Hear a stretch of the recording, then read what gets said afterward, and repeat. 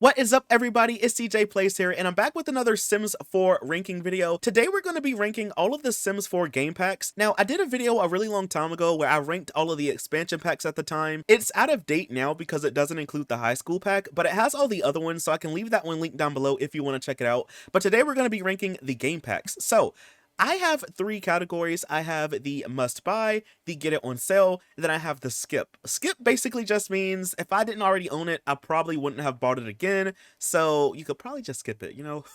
Get it on sale basically means I think it's a good pack still, but I don't think it's a must buy. And then must buy is kind of self-explanatory, you know? Before we get into this video, I just want to say that this is my opinion, y'all. We can agree to disagree in the comment section. Let's just be respectful to each other, okay? But let's go ahead and get into the video. So I already have these in order of release, so we're gonna start off with the outdoor retreat pack. I'm gonna be honest with y'all, when this pack first came out, I know it was probably a must buy for a lot of people because it was the first ever DLC for The Sims 4, like the first ever pack, period. And I kind of feel like it hasn't really aged that well because, for one, a lot of the stuff that you can do in the pack you can kind of already do in the base game. So for example, you have fishing, you can do that in Willow Creek. You have camping. I mean, technically you can camp on most lots if you just put a bed on it, so you don't really need a tent for that kind of thing. And like the only things that I can think about that are really like tied to this pack are the bug collectibles and the hermit, which I never really do herbalism anyway, so it's not really that big of a deal to me. I personally, y'all, would put this pack in the get it on sale category. It is kind of cool if you want to have your Sims go on vacation, but honestly, any world nowadays can become a destination lot, so it's really no need for this pack to be a must buy in my opinion, unless you really want bug collecting or maybe like the herbalism skill, or maybe you just want the items that come with it. For me, it's not a get it on sale type of pack, but I still think it does have a nice charm. I like how your Sims can go hiking. I wish they would have brought that to some of the other packs, but you know, I don't think it's a bad pack. I'll just put it in the get it on sale category. Next up, we have Spa Day. I'm gonna be real with y'all. Spa Day can go into the skip category. Here's my thing. I don't really ever have my Sims go to the spa. I'm more like a homebody simmer where my Sims are at home and my Sims don't really ever have time to go to the spa. They're mainly working or building skills or raising a family. They don't really have time to go to the spa. And even if they do go to the spa, I don't really ever have them stay that long. If they're there, they're mainly just there for like yoga or something, or maybe they're just trying to get a facial. This pack did have a refresh a couple of years ago, which in my opinion really did make the pack a lot better, but I'm gonna be real with y'all, it still was not enough for me to put this in the like top tier or the get it on sale category. If you want this pack, get it. I originally got this pack because I wanted to make custom content out of one of the male tank tops, so I mean, if you want that one, I'll leave a link down below. Honestly, for me, y'all, this is a skip. I don't really think it's a pack for me per se, but personally, y'all, I'm just gonna put this one in the skip category. It's not my favorite pack, but I think it does have some really nice clothing and build items, but honestly, I'm just not that big into spas, so that's gonna go in the skip category. Next up, we have Dine Out, and some of y'all gonna be real mad at this, y'all, but Dine Out is a must buy for me. I'm sorry, it is. Listen, let me explain, okay? I understand Dine Out has a lot of issues. It takes forever to get food sometimes, and sometimes even when you get the food, the waiters or waitresses will spill the food right before it gets to your table, and then like you won't get any more food unless you order it. Very annoying, very clunky, and this pack is very buggy. But I like Dine Out, okay? I like having my Sims be able to go to restaurants to get food. I like being able to run restaurants. There is a mod by Carl Sims that does improve the system of the Dine Out pack, but even without it, I still like Dine Out. Like, this is a good pack, okay, y'all? I'm sorry. I like the items. The clothing that comes with this pack is okay, but I really like the idea of having restaurants in my game. So for me, this is a must buy, okay? Even with all the bugs, glitches, I still think it's a good pack.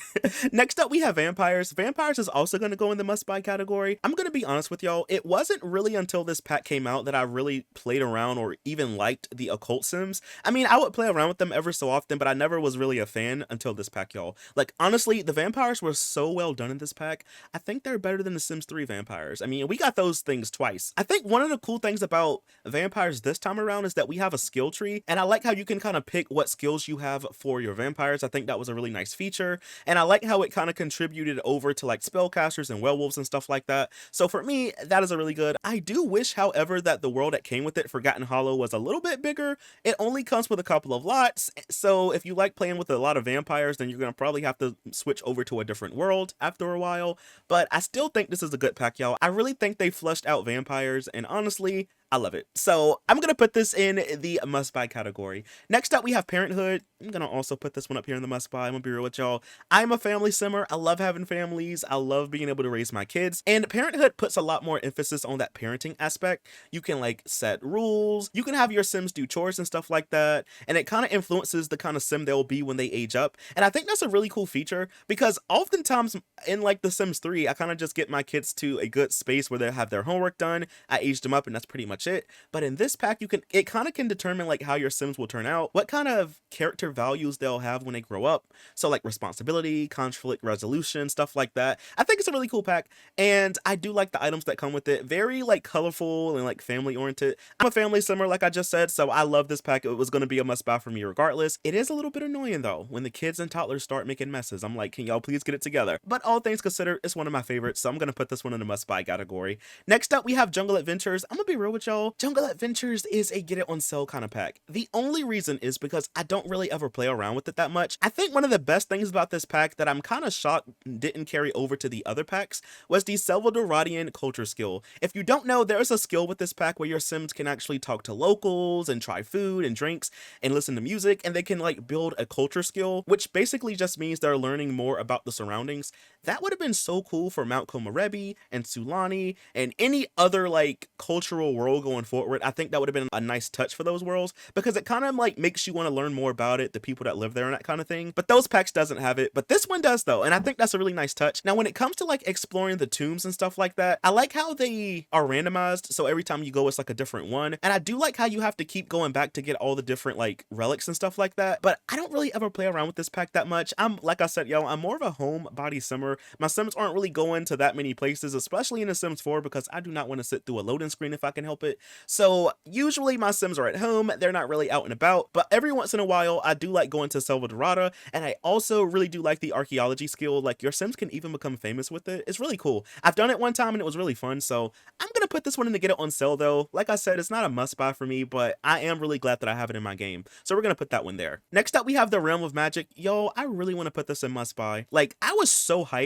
when this pack came out, like back in 2019, but I feel like this pack is a little bit disappointing for me. I'm gonna put this in to get it on sale. I think one of the most disappointing things about this pack for me personally is that a lot of the spells that your spellcasters can learn, you can kind of already do in some other way, especially if you own multiple packs like I do. For example, you can freeze Sims, but if you have Get to Work, you can kind of do that with the freeze ray. You can like make a copy of your Sim. You can also do that with Get to Work. The only difference with the spell versus the actual like item, the spell kind of wears off after a while, but the item doesn't, so you'll have like a permanent clone of your Sim. There's also one where you can set Sims on fire. I mean, you can just do that in the base game. So I do think for me personally, a lot of the spells are kind of lackluster, and also too, a lot of them don't really require you to do a lot of like grinding, so to speak. Like honestly, some of the spells are like just as simple as like having a fish and an apple, you know, and you can just buy those or just get from the pond. So I mean, I wish they were a little bit more in depth. I do like how we have a skill tree, so it does kind of make each spellcaster a little bit different from the next one. So I do like that aspect. The familiars are really cool too. I think it was a nice touch how they kind of just float around your Sims and stuff like that. I do like how they can sometimes resurrect your Sims if your Sims do die, so I think that's a nice touch. The world of Glimmerbrook is pretty okay. I like the aesthetics, but some of those builds, y'all, I'm gonna be real, not really that good. The Realm of Magic itself is really nice. I do like how some of the items float and stuff like that. I wish that we would have gotten that ability to do that with other objects in the game. Could you imagine like a floating house? Or like floating objects around the house? That would have been so cool. But I'm gonna put this one in the get it on sale, y'all. I really do like it. It's one of my favorites, but I don't think it's a must buy because the spells are just kind of lackluster, and I wish that we would have gotten like more with this pack, but I'm just gonna put it in the get it on sale, okay? Now next up we have Strangerville. That's gonna be a must buy, y'all. I was so hyped when this came out, y'all. Like I was looking at the countdown timer and everything. I was waiting for this pack to come out. This pack was right up my alley. I love TV shows like X-Files and Stranger Things and stuff like that, and this was like really up my alley. I love Strangerville, the world, the aesthetics, the vibes. The story is really nice. My one critique is I wish that the story was either longer or that we had multiple outcomes, maybe like 2 or 3 different outcomes for the story, because that way you would have more replayability with this pack, because when you do it once, that's kind of it. I've done the Strangerville mystery like 2 or 3 times now since this pack has been out, and it's fun, but it's not really something that I want to do every time I boot up The Sims 4, if that makes sense. So I wish that we would have gotten like multiple outcomes and stuff, but other than that though, love the pack, love the theme, Love the story. I just wish we would have got more, if that makes sense. Maybe one day in the future they'll give us another like story game pack. I would really like that. So I'm gonna put this one though in the must buy, y'all. So next up we have Journey to Batu. I'm gonna put this one in the skip category, y'all. So I remember when it comes to the movies, I've only ever saw episode 1 and I've never seen any of the other ones. So before this pack came out, I went back and I watched all of the Star Wars movies and I was really excited to watch them because they're really good. But I kind of found out that you don't really need to watch any of them to play this pack or to really know anything about the people. They have like Rey and Kylo Ren, but you don't really need to watch the movies to really know who they are. I feel like this pack was a little lackluster. Listen, I understand that it's really controversial and I agree with a lot of that, but I will say this. One of the things that I really don't like about this pack is the fact that you get the same missions over and over again. I've played this pack a couple of times since this came out, and every time I play it, I do have a lot of fun with it, but I don't like how repetitive the missions are. So my sim will be finished with the mission, I'll go to get another one, and then it'll be the same one that we just did, and I'm like, we just did that one. Like, I wish that we would have gotten a lot more different mission types, but honestly, y'all, I feel like everything that could have been said about this pack has probably already been said before, so I'm just gonna cut it short. I think if you want to get this pack, get it on sale. It does have some nice build items, especially if you like to build sci-fi stuff. And even for like the more casual builder, it does have some really nice objects, but I don't know if 20 bucks is worth a couple of nice objects versus like, you know, another pack with just nice objects and better gameplay. So I'm gonna put this one in the skip category. Get it if you want it, but it's not a must buy. Next up, we have Dream Home Decorator. I'm gonna put this one, y'all, in the get it on sale. I want to put this one in must buy so bad because I love the architectural design career from The Sims 3. It was one of my favorites to do in Ambitions, and I was so happy when we got something like that announced for The Sims 4. But I'm gonna be real with y'all. The items are nice. The Creator Sim items are also pretty nice. I mean, the male Sims kind of got the short end of the stick, but the female items are really nice. But when it comes to the gameplay, it's a little bit buggy for me, okay? It's a little bit too buggy. I've played this with mods, I played this without mods, and I recently played this a couple of weeks ago, and y'all, it's still buggy for me. Like, some of the stuff doesn't work. I'll go to like show the clients their house, and then the game will immediately just give me my money, and I don't even get the satisfaction of seeing the clients like reactions and the before and after pictures. This pack is just buggy, okay? I would still say get it on sale though, because I do like the items. It comes with a new kitchen set and a new furniture set. It comes with a lot of different beds and stuff like that. So if you're a builder like me, you're probably gonna like this pack, but gameplay wise, that's keeping it out of must buy for me. Like, I would just say get it on sale, y'all.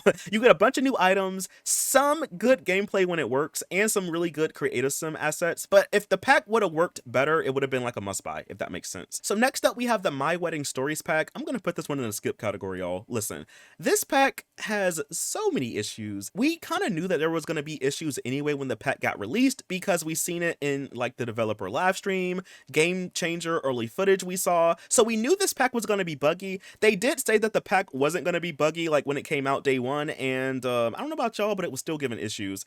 Even to this day, this pack is still buggy. So I've been streaming a lot of The Sims 4 recently over on Twitch, and I've done a couple of the My Wedding Stories weddings, and y'all, they're still buggy, they're still glitchy, and they don't work the way I want them to. The only thing that really worked good for me was the vow renewal, and that was really good. As for like the weddings, it didn't really give, y'all. So I'm gonna put this one in the skip category. I really want to put this in the must buy, or at least in the get it on sale, but until they can fix a lot of the issues that still surround this pack, I'm not gonna put it in get it on sale. It's gonna be in the skip category, okay? It has nice items and nice Creative Sim assets. The gameplay is cute when it works, but you know, the keyword is when it works. So I'm gonna put this one in skip. Next up, we have Werewolves. I'm gonna be honest with y'all, this one is a must buy for me, okay? I like Werewolves, I like Moonwood Mill, I like the aesthetics, I like how it looks in the fall time, and gameplay wise, they really did a good job with it. They put a lot of lore into this pack that kind of ties in with vampires and spellcasters. I haven't really like maxed out and tried out every single like skill yet, but this pack is really worth it, y'all. I wish that Moonwood Mill was a little bit bigger, but all things considered, I think it's a pretty good pack. I like the items, I like how run down they look. A lot of the items in The Sims 4 seem to be really like pristine and clean looking, so it's always kind of cool to get some rundown grungy items, and that's something I can really appreciate. I love this pack, y'all, and I think it's a must buy for me personally. But anyway, y'all, that is all that I have for this video. This has been my list of all the Sims 4 game packs. Let me know down below, how would you rank these packs? Let me know, do you even play The Sims 4? Because I know a lot of y'all don't, but do you play The Sims 4? Now that the infants are out, like, have you gotten the Growing Together expansion pack? Like, let me know in the comment section down below. But anyway, y'all, that is all that I have for this video. If you want me to rank the stuff packs, let me know, and the kits, because I'll rank both of them, okay? But anyway, y'all, that is all that I have for this video, and I'll see y'all in the next one. Bye! Thanks for watching!